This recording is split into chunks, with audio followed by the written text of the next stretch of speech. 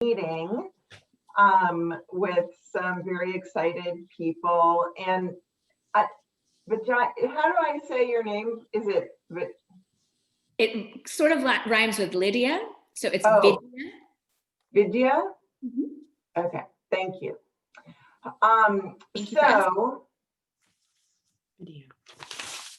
We are welcome to the National Virtual Chapter Meeting for Dining for Women, everybody. It is wonderful to see so many familiar faces and a couple of new ones to me.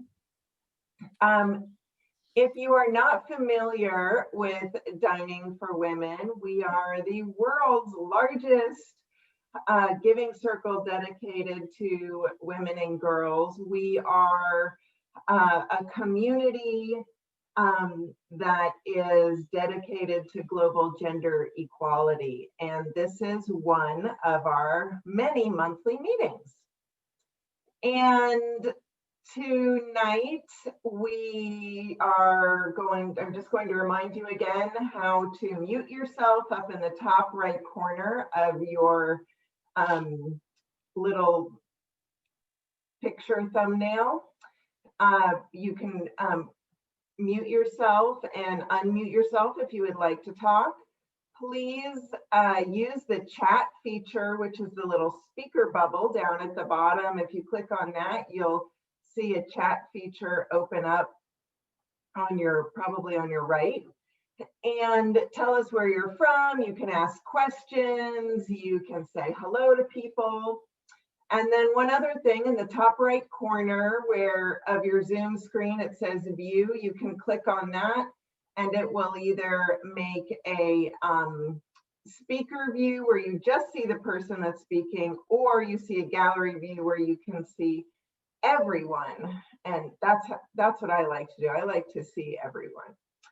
So tonight is we have a great speaker, and two great speakers. We have Vidya Thakur from Resolve and Pat Payne who is going to introduce Bond Street Theater. Pat Payne's from our regional leader in our West Coast region, California region. And I just want to also introduce you to Sheila Whittle. She'll wave to you. She will monitor questions and share links in the chat box. And so now I think we're going to have Heather read the dinner affirmation.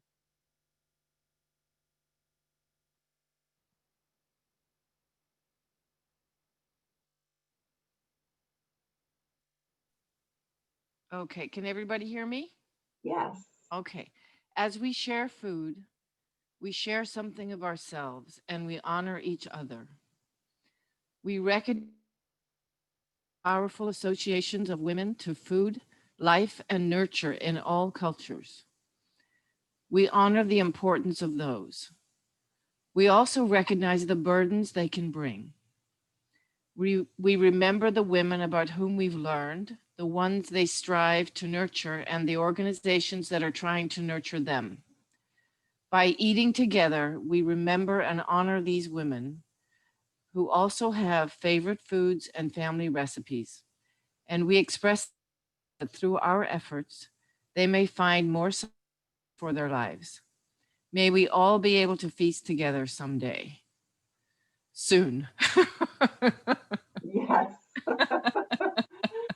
Thank you so much, Heather. And now it is my privilege to introduce the founder and executive director of Resolve Network.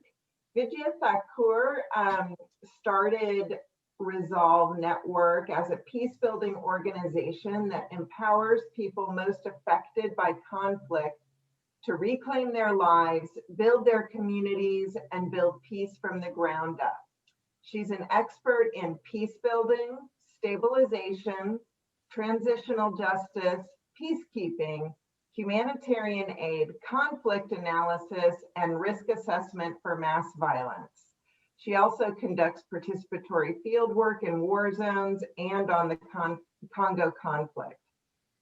Prior to founding Resolve Network, she worked on stabilization and post-conflict transitional justice and reconstruction, risk assessment, and early warning mechanisms for genocide, and mainstreaming women's empowerment as part of peace building. In her previous roles at Genocide Watch, Friends of the Congo, and the Genocide Intervention Network, Ms. Thakur focused on U.S. foreign policy on genocide prevention and intervention, on conflict analysis, and on conducting conflict de-escalation trainings for the U.S. State Department. Upon concluding program evaluations of UN and other projects in Eastern Congo, she decided to adopt a community-based micro to macro approach to peace building in her own work, leading to found Resolve Network in 2009. It gained praise for an innovative and impactful participatory approach and continues to be a leader in the field. She lives and works in the Democratic Republic of the Congo, leading Resolve Network programs in conflict-afflicted areas of the country's eastern region. This woman is really something else. And so I'm going to give it over to you so that you can share with us what you think we need to know about what's going on with the situation there. Thank you so much for your very kind introduction. It's an honor and a privilege and a delight to be here with Dining for Women members. Something that I have loved doing all of this month, as have all of our board members and participants who have also been able to join. So thank you so much for welcoming us into your homes and showing us so much love and support for our program that has truly been heartening for us in this time of separation. You've really helped us have a sense of community during this time. So I really deeply thank you for that. I would love to get started just by, oftentimes I think peace building can seem like an enormous topic and one that's a little difficult to visualize. So I would love to share my screen with you. If the host could allow me to do that, then I can share some slides with you that I think help encapsulate what Resolve and our work is all about. You should be able to share. Just let me know. Yep, perfect. Thank you so much. Here we go. So the project that we are doing with Dining for Women is called Share the Seeds. It's a name chosen by the women who helped design the program. It comes from women in our programs ourselves, because even though I'm the person who's here talking to you today, Resolve is our more than 7,000 participants who have really shaped this entire organization from day one. And so we are a very participatory organization. Our mission is to empower the people who are most affected by conflict and help them to regain control in their own lives, rebuild their home life, and then for them to rebuild their communities and build peace from the ground up in a step-by-step process. So we have a 3-tiered approach where survivors of chronic conflict, people who are most vulnerable in these communities, they build measurable and sustainable progress towards peace from the individual to the communal to the societal level. Like I said, we start very much with survivors. They are at the core of our program. Our participants are everything to who we are. So we start with people who are most vulnerable in these communities, particularly people who are most vulnerable to recruitment into armed groups. Now, typically that means people who are amongst the youth, so people who are 17 to 30, people who are from the poorest of the poor in their communities, people who are from marginalized social groups like former combatants, survivors of sexual violence, people who have been displaced, returnees, and so on. So we start by doing 3 trainings that help our participants really dig deep into peace building issues. The first one is on peaceful cohabitation. if you have been in generational conflict with your neighbor, how do you resolve those disputes peacefully? How do you prevent other disputes from escalating to the point of violence? How do you have empathy for one another? How do you build a common narrative of the conflict together? And then how do you move forward together? So that's all encompassed within the first tier of trainings that we do. The second training is on nonviolent organizing, because Congo is a country where typically the way that you are added to decision-making structures, to any governing bodies, is by becoming enough of a violent threat to the people already in power that they have to share power with you. So how do we find a nonviolent way, an alternative to violence, for people to actually advocate for their vision of peace and democracy and development and all of that within their communities? So, and how do they win those campaigns considering those constraints? So that's the second level of trainings that we do. And then the third training is on financial literacy. That involves trainings on budgeting and savings, which I myself have benefited from by watching these trainings. And then the next level is more complex. It's more about how do you conduct a market assessment? How do you decide what a strategic business in your community would be that would actually help you sustainably rise out of extreme global poverty and stay out of poverty for the rest of your life?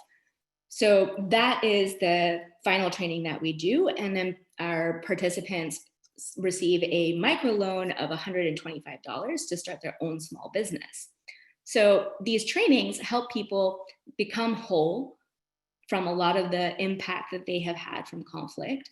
And it helps them then branch out into the rest of the community so that they can, once they have this level of self-sufficiency and wholeness, then they can actually replicate this process at the community level and scale their impact from the individual to the communal. So our participants will actually lead dialogue at the community level and help community members go through that same process where they are able to identify what the root causes of conflict are versus local triggers, and who the authors of violence are versus victims of violence, and kind of start to navigate that whole process and discuss what the ongoing impact of conflict has been in their community, what the risk for future conflict is, and then develop peace building projects that they can implement themselves to lower their level of risk. These are projects that they then implement at the community level using the reimbursements from the microloans in the tier 1 individual level programs. So it all those reimbursements go into a pooled fund, and we use that for these community level peace building projects. Once these communities have experience and expertise, and they've navigated this process of delivering tangible results, measurable results, managing a budget in a transparent way, and doing reporting and accountability to their community in a participatory and accessible way. So people who have lower levels of literacy and numeracy, once they can do all of that and say, listen, this is actually possible, then they can take that to their leaders and advocate for the scaling of these programs to the societal level. So they can branch out to that level then and say, listen, we put our money, our actual money, where our mouths are. We implemented these programs. Now it's up to you to build on top of what we have already done. And they can advocate for their vision of how decisions should be made in their communities and honoring a social contract. So that's the step-by-step process of peace building that we are all about. That is the work that we do. That is who we are. Now, I know that's a little bit abstract, so I just want to take you through some of the concrete changes and changes that communities see in these programs. And it starts very much for us at the individual level, like I said, which is why I want to start with Mama Resolve. This is Mama Resolve. She, in Congo, if you name your daughter Chaya, then if you choose to, you can be called Mama Chaya. Mama Resolve named her daughter Resolve for the changes that she saw in her life. And those are at the individual level that we see. We have people coming from the poorest of the poor into our individual level programming. They're on average making 32 cents a day. They have a microloan of $125. We have a higher than 99% repayment rate. And then within 12 months of a 2-year program, within 12 months, every single participant who has gone through Resolve has always gone from making 32 cents a day to at least making $5 per day at the end of 12 months, which is a more than 4,000% increase in income. And that is something that is a durable change in their life, because we continue to stay in touch with our participants for many years after our actual 2-year program with them. And that is something they continue to build on and change throughout their life. So it's not something that is only during the program duration. Another thing that happens in our program is that community level change that we talked about. This is Chantal, who you might recognize from the video that we did with participants. And Chantal, this is a picture from way back in the day at this point, but this is when Chantal was a participant in our program.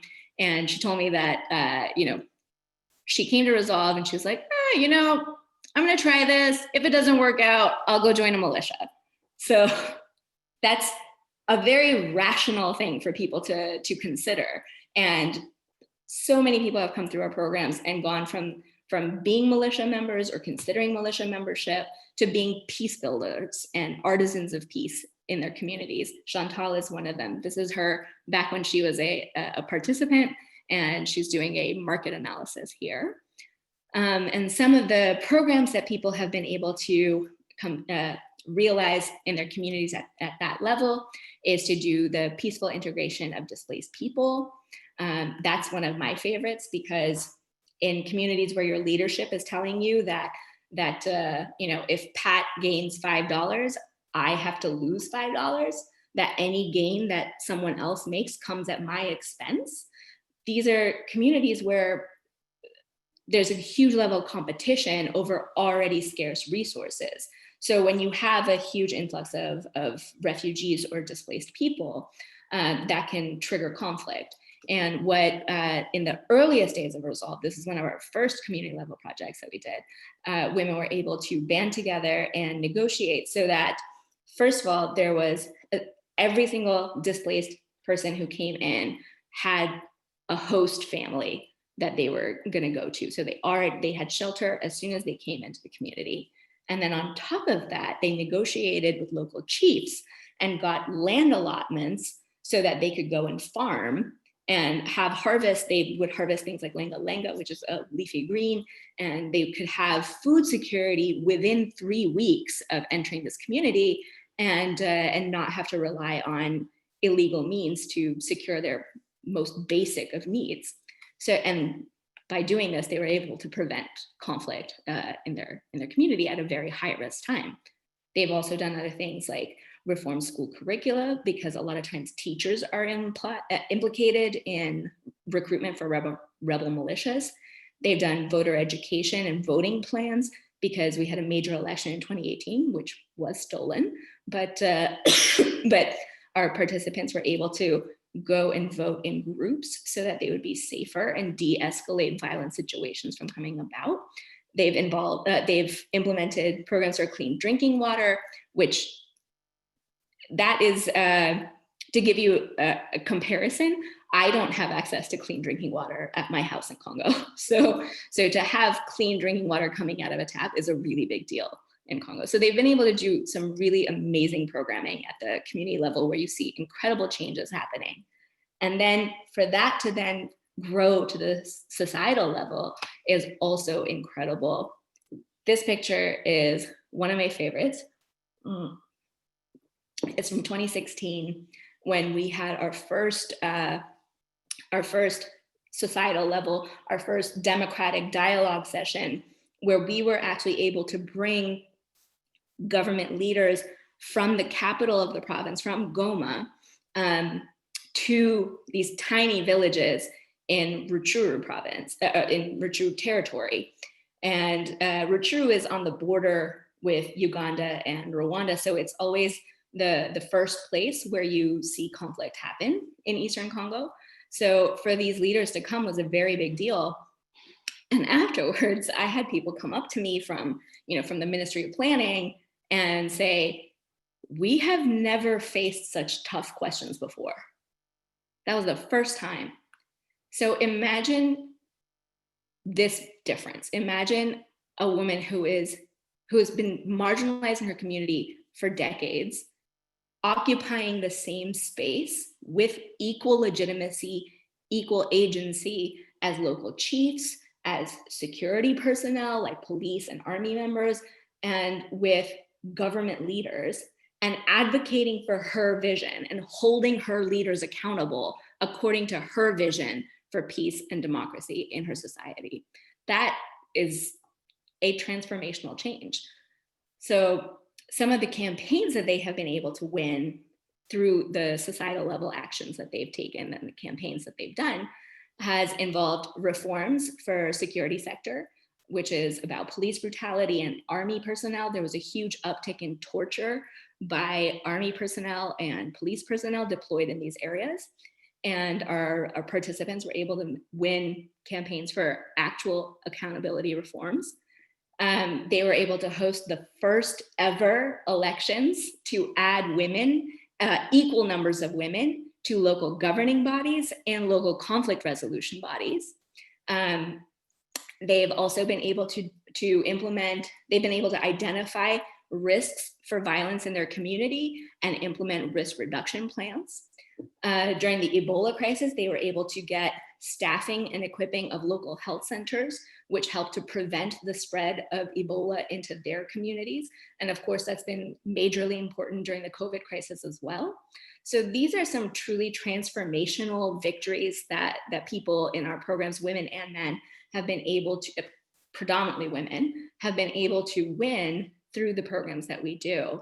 And so far, to give you an idea of the numbers, we have, and especially of this, especially to give you an idea of the viability of a micro to macro approach, the individual to the communal to the societal approach.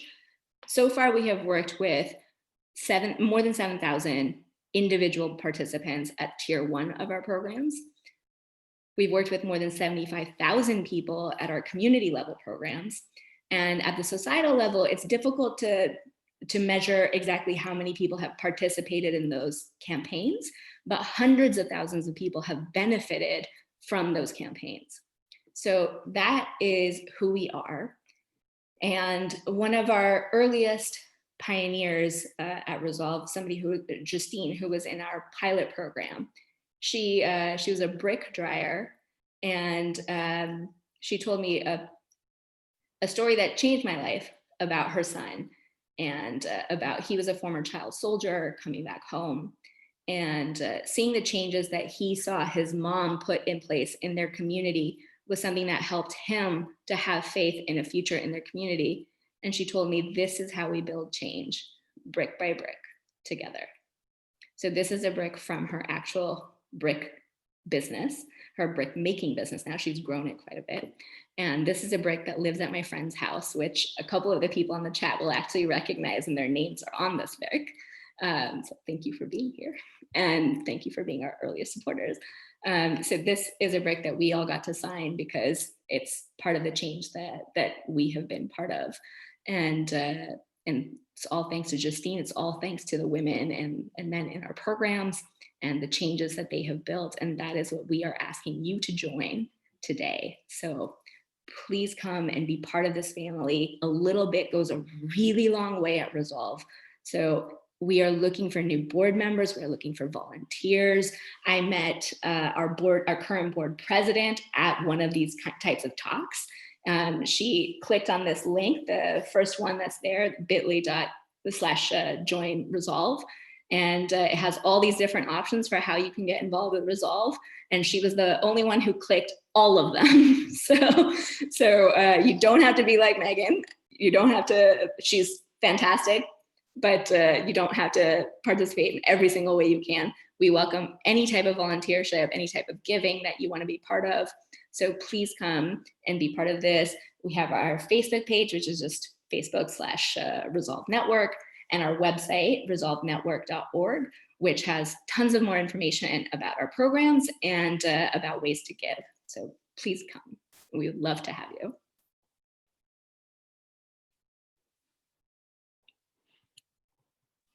Thank you so much.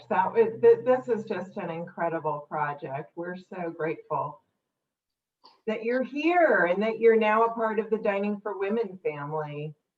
I think that we are going to now share the video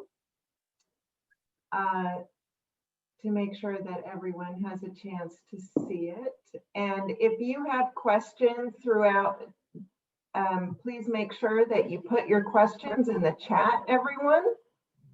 And afterwards, Vidya can help us answer some questions.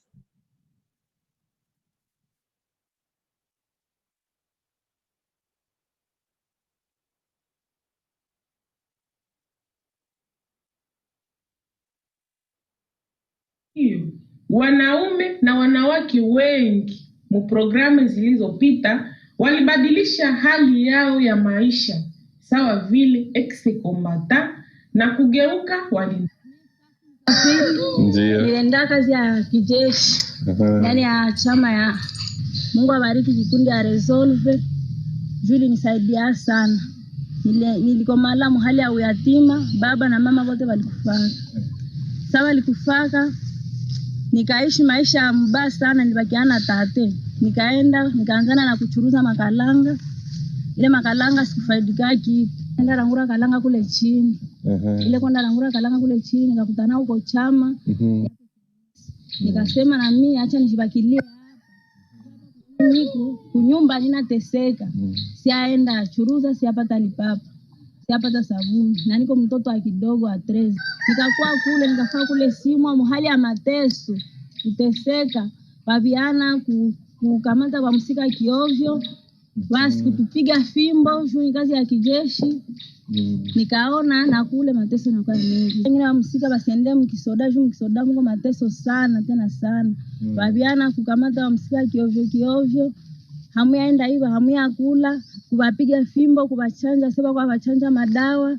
Juma sasi sibabani, kanichanya na kukuise. Ewa nikule ni hali ya mbaya sana, kazi ya mateso sana. Sasa niliona kule na nishinda, njo nikatoroka, nikakuya ute. Hasta ile na mkisoda, kisoda ni hali ya mbaya sana. Mateso njo, inezi tuma mtu anaenda kule. Mimi hata wende kule na kule ni mateso. Hakuna raha kule. Hainge kwa mateso singeendako.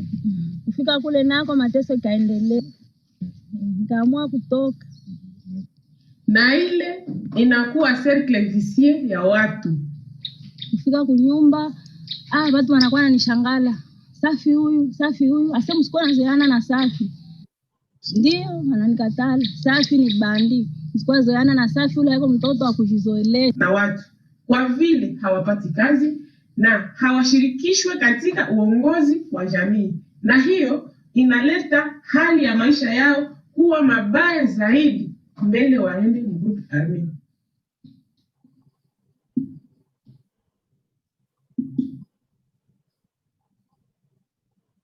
Namna pekee yake ya kuvunja hii cercle vicieux ni kupatia watu namna ya kujibu mahitaji yao kiuchumi na kuunda mazingira bora ya reinsertion sociale. Na hii ndiyo approach ganya kwa watu wote wenye kuhusika. Kwani upande mmoja jamii inapata usalama na upande mwingine ex-combatant naye anaishi maisha bora na jamii inafaidika na mchango yao. Programu ya Resolve tulijifunza juu ya kuresoudre conflict. Kupitia ile nilishajua jinsi ya kutatua mizozo. Nilikuwa na probleme za mingi, nisijua jinsi ya kuishi na watu. Kupitia ile formation yetu nilishajua jinsi ya kuishi na watu. Na nilisaidia sana.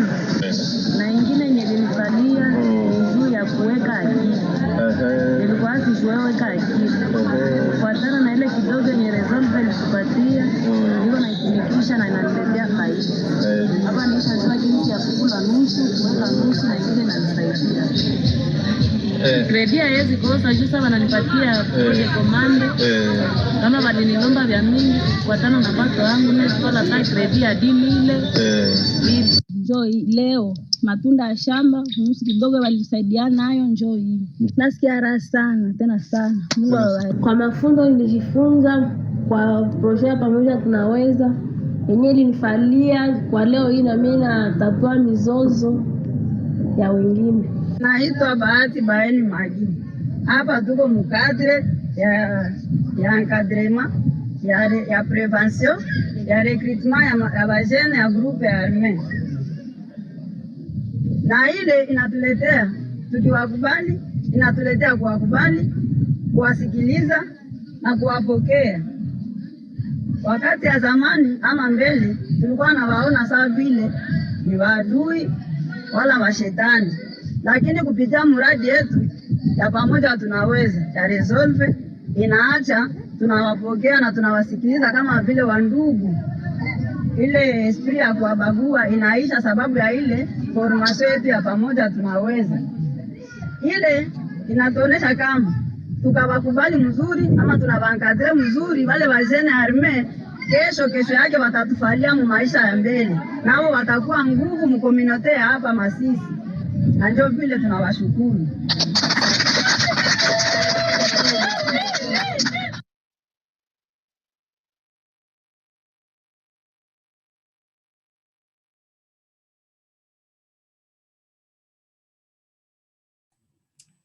Wonderful. I don't see any questions here in the chat, but if you all want to just ask some questions or have any discussion, I think we can just, it's a small enough group that I think that we could do that.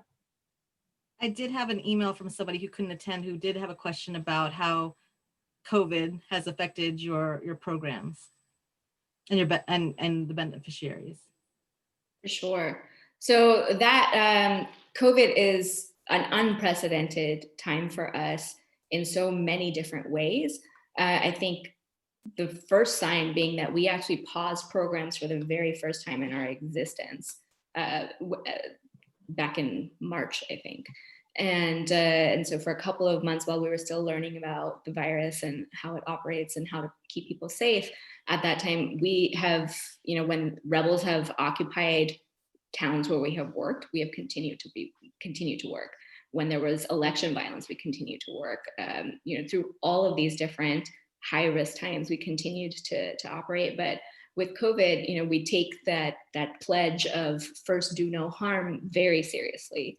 And so we paused all programming for a couple of months, continue to pay our field teams and everything, and continue to pay salaries, but had to pause everything to make sure that people could be safe. So now we've shifted so that, things like our democratic dialogue sessions and everything, that involves, you have to have a large percentage of the population present in order for that dialogue to be valid. And so we're not doing large scale dialogue sessions right now.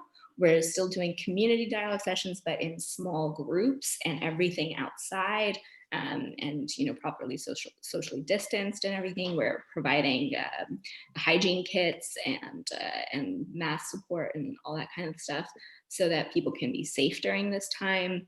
So there was, we have had to, and of course, with the food crisis, because with the border being closed, so much of the food that was cheaply available in Congo was coming from the outside, was coming from Rwanda, Uganda, from Angola in the north. So much food coming into the country was from other places. And so there was a huge spike in food costs and in inflation. So food security has become a much more central part of our programming than it was before. So those are all kind of the things that we've had to do on the programmatic side. And then on our functional side, the UN has paused all community violence reduction programs during the COVID crisis, which is rather unfortunate because it's not as if combatants are staying home and socially distancing. The need, attacks have gone up, the need for community violence reduction programs has gone up. And since this, this affects our partnership, so we have a $150,000 gap in our funding right now because the UN has paused these programs. So that's been a huge hit and something that we are working very hard to address, because we're a peace building organization, and if the need goes up, then we have to do whatever we can to rally around and support people through this time. Thank you. There is a question. Pat, are you asking a question as well? Let me get to the one in the chat, and then you can ask your question. Yeah. So is this only in Congo or in other countries of Africa? And do you have a presence in Armenia, Turkey? So right now, this is our first operation. So we are in Congo. We've been in Congo since, I started the pilot in 2009, and then we launched officially in 2011. And so right now we are only in Congo, but we are in the research process to look at where we might next expand our work. So where we have been looking predominantly has been Myanmar, Syria, Lebanon, and Palestine. So those are the areas that we're looking at to see whether a resolve model would be useful. Mm-hmm.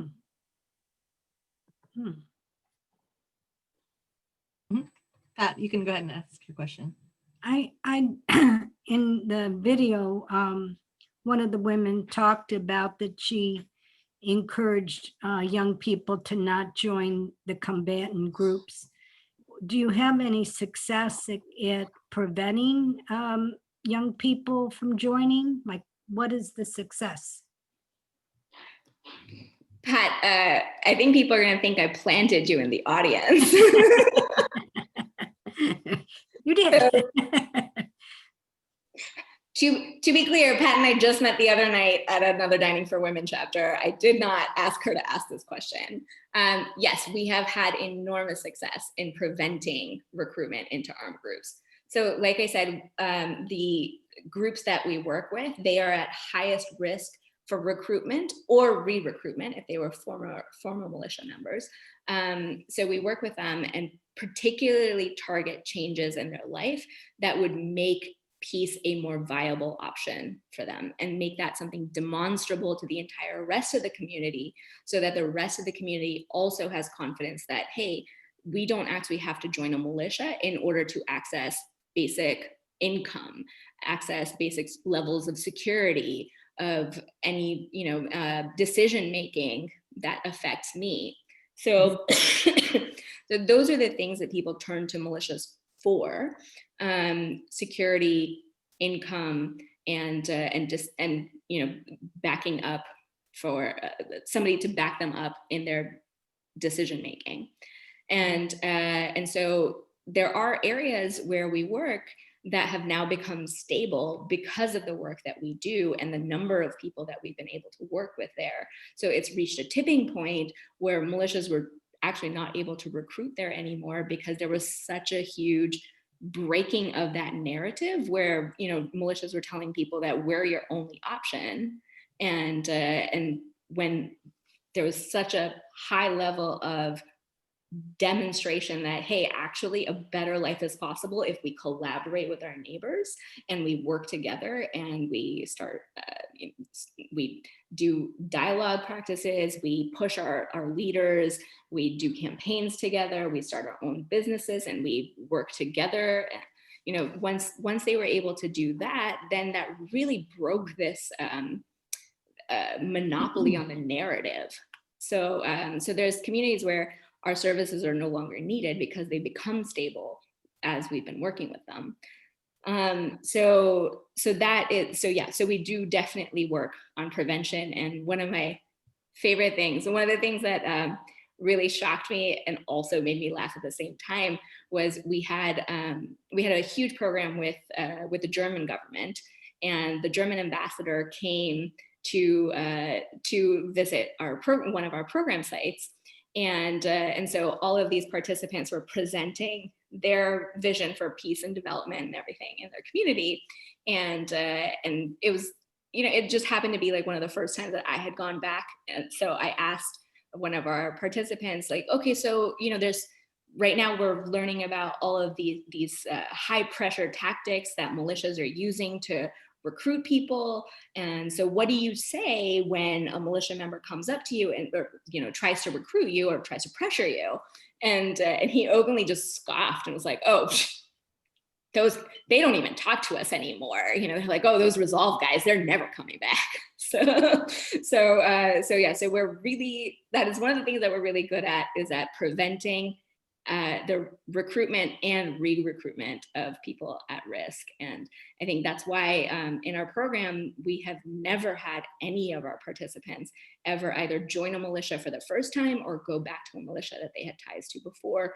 And in fact, our participants have done counter recruiting, where they have talked to their friends who are in militias and demobilized them to come and join Resolve instead. Fabulous. Wonderful. We'll get to the last two questions. Why are women generally excluded from demobilization efforts and stabilization? And is this discrimination mostly from Congolese officials, foreign organizations? That is a great question. And unfortunately, I think, I'm sure that every single woman on this call and female identifying person who ever sees this call will be able to say that, yes, we have faced discrimination in our lives. And that unfortunately is not something that the humanitarian sector or the peace building sector is exempt from. So in Congo, the situation that we have is that, yes, it is a deeply patriarchal society. That's not to be contested. However, the demobilization programs that exist there, that are designed by international interveners, they are also insufficient for the men that they are designed for, but they are even more deeply unsafe and problematic for the women they don't even consider when they're designing these programs. Women are largely excluded from demobilization. There's so many different ways in which women are key to militia success. They are recruiters, they are spies, they are active combatants, they are cooks, they are cleaners, they fulfill any number of roles. They're communications people. I mean, anything that you can imagine women do in militias. And yet the demobilization program processes that exist don't really account for their needs. So camps, demobilization camps, for instance, are deeply unsafe places. They're also terrible for men. You have rampant cholera because there's no health infrastructure or access to healthcare within these camps, and all of that. But at least men have kind of a limited timeline of how long they're going to be there. Women, on the other hand, arrive at these camps if they are lucky enough to actually arrive, and I'll get to that in a second. But once they're there with their children and, or by themselves or whatever, once they get there, men are given privilege in terms of any job training, any demobilization programs that are linked to land use or to any other income generating activities. All of that, men are given priority. And so women just stay in these camps for months and months and months on end. And eventually the money for the camp runs out, the camp shuts down. It's a terrible, terrible situation. And women are still left out of this process. They are not assisted in reintegrating into their communities. And so, a lot of times it's just easier for women to defect from a group and try and just run away and go back to their community. And if they survive that defection process and make it back, they still find that they are excluded from the community when they get there because they're considered dangerous people. And they're considered militia wives, or they might have children who are considered dangerous to the community because those children came from relationships from their membership in the armed group. So women are extremely silenced in this entire process. And yet they are key to the operation of militias. They are key to recruitment for militias.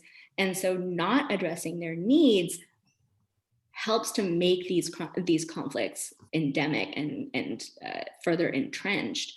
So it's deeply unsafe for women, and it's why participants in our past project Pamoja Tunaweza, which in Swahili means together we succeed, this whole project came out of democratic dialogue sessions and community dialogue sessions that our previous participants did. And they, as a community, they decided on the safe, durable, sustainable reintegration of women combatants to be a key peace building priority for their community. And that's what Share the Seeds comes from. So thank you, Elizabeth, for that question. Okay, you have 2 more questions. I think that Pat will let you go ahead and present. Vijaya, would you mind at the end if we continue to ask the questions, if anyone has additional ones? Go ahead. Great. And then Pat, are you okay if we skip the Bond Street video? Yeah. Okay. All right, Pat, let's hear about Bond Street Theater, one of our oldies and goodies. Well, thank you. It's a pleasure to be here today.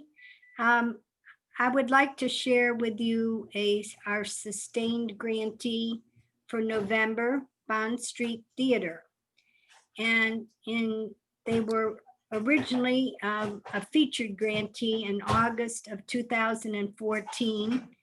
And they had a program in Afghanistan where they worked on a theater for incarcerated women in a Herat women's prison in Afghanistan.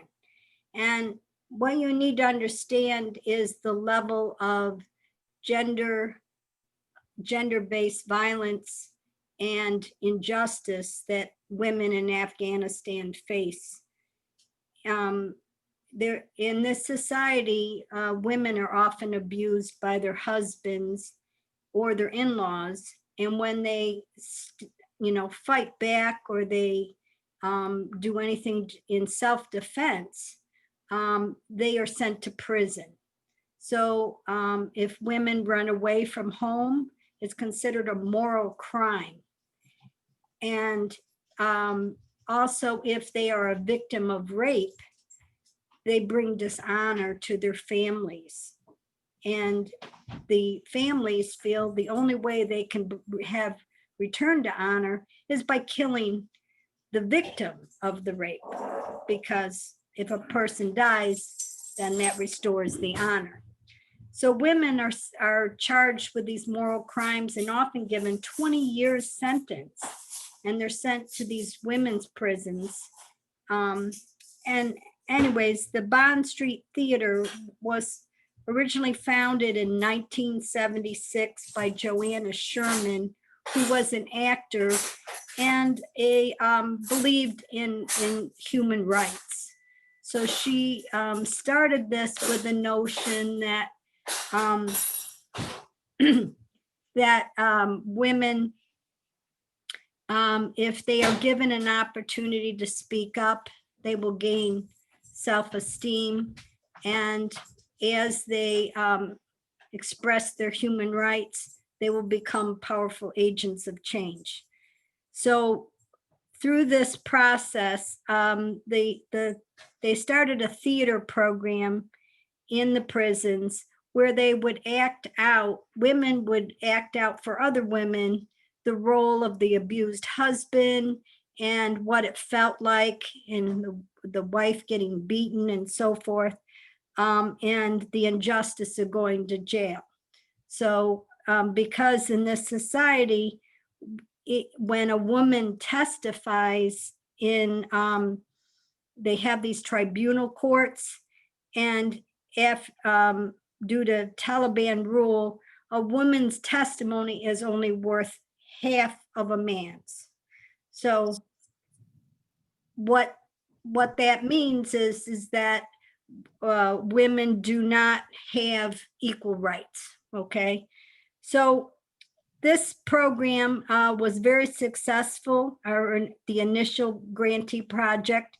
And so Bond Street Theater was awarded a sustained grantee for November 2020. And here they are going to expand the project and go not only to Afghanistan, but to Malaysia and Myanmar. So they're going to continue working in Afghanistan in the Herat prison. And then that's going to start in June of 2021. Then they're going to begin a project in Malaysia focusing on theater for preventing the child marriages with Rohingya refugees. In Malaysia, what's happened is that it's been a magnet for refugees from 20 different countries. So people are flooding into Malaysia, and unfortunately, child marriage is often a result with extremely poor family as they marry their children at an early age. So working with the Rohingya refugees, they are able to act out how to protect their children from marrying and often getting forced into a marriage. In Myanmar, they have a problem with women and girls who have been trafficked to China. So they're going to be doing a theater project in February of 2022. So I just wanted to let you know that the Bond Street Theater is a not-for-profit NGO in association with the United Nations. And they frequently partner with United Nations High Commissioner for Refugees, UNICEF for Children, and the UN Women. And so their programs inspire, empower, and assist women and children by promoting their rights, by working with men to raise awareness, and by advocating on behalf of women in each target country. The women often feel without value, and their own families wanted to kill them. So they come into these situations where they just are, really beaten down. They look down, and by giving them theater acting practice and skills, they are able to stand with confidence, with their head held high, and speak directly with direct eye contact. So it's a huge empowerment for these women who really felt worthless. And so now they are really speaking up for human rights.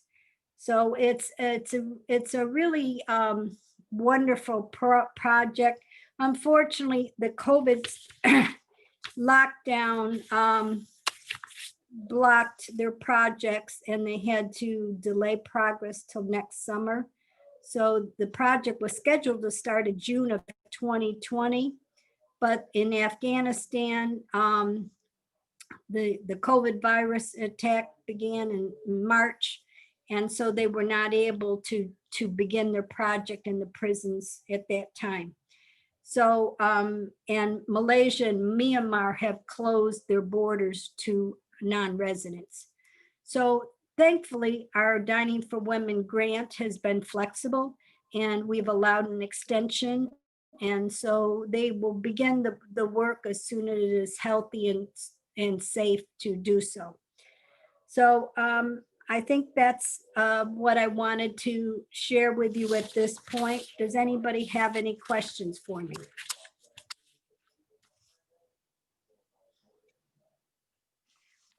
I just have one. What do you think about the children who are living in the prison with their mothers? Will the boys adopt gender equal norms? What do you think? Will it influence them? Any comments? we don't know, but we hope so. If Yes.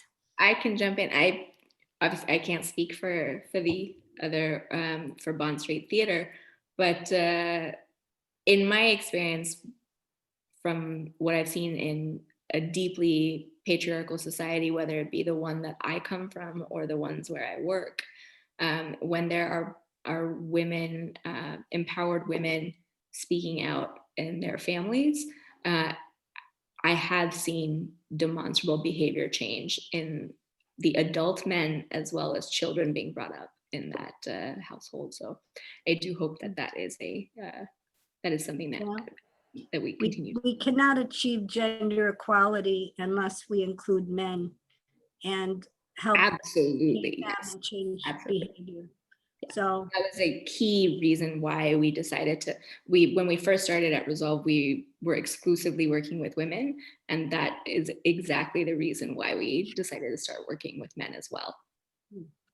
I think that my experience in just raising two boys in South Carolina, a very patriarchal part of the US, that I have two boys who will gladly tell you that they're feminists. And I think that that is just because that's how they grew up. And so I think the influence is staggering, the small things that make a difference. Sometimes they even correct me now. be careful what you Right. wish for. You might get it. Anyways, well, I appreciate you listening today, and I do think Bond Street Theater, it's a wonderful program, and I'm so proud that we are spreading this and scaling it to three countries to really bring this the trying to achieve gender equality on a broader scale. So thanks to everybody for donating to Dining for Women. You're making a difference. Pat, you have opened more than 30 chapters in California. You're just such a chapter leader, regional leader, incredible volunteer. Thank you so much for presenting tonight. It was really wonderful to hear a member really jump into and really want to get to know a program. I am in awe of the projects this month, and I am so happy to be here and grateful that all of you are here too. I have the best job. So Sorry, that's me. Well, it's always my pleasure. Anytime. Thank you so much, everyone. I encourage you to look at, Pat did a wonderful job, but also last week we had Joanne Sherman from Bond Street Theater present, and that is on the website as well. And this one will be recorded. And I encourage you to share it with your friends because I think Vijaya did a wonderful job and they would love to hear her. So have a wonderful Thanksgiving. I hope you can Zoom with some of your family and eat some yummy sweet potatoes. Have a good night, everyone. Good night. Good night. I wish we could have that program here in America. Well, I think that there's a lot to learn, actually. I was going to ask about that, about how to implement some of those, but that is a whole nother conversation. Yes, I realize. Okay. That we will be having on December 1st at our event. So oh, really? Yes, that's something that actually every Dining for Women chapter that I at least have spoken to, they've asked about that. And it's something that many of our supporters at Resolve have asked about. So there is quite a lot of peace building and reconciliation work that that we do that is applicable in the US. And so we will be talking about concrete next steps at this December 1st event. So Awesome. yeah, please sign up for more information about the event, sign up for the event. It's just bit.ly/joinresolve. And if you shoot us your email, then we will get back to you, or you can shoot me an email at VPT. Those are my initials. So V as in Vigia, P as in Peter, T as in Thomas at resolvenetwork.org. And I will be happy to share that. Thank you. Thank you. Everyone. Bye. Thank you, Bye, Sheila. everybody. Great job. Wonderful. Pat.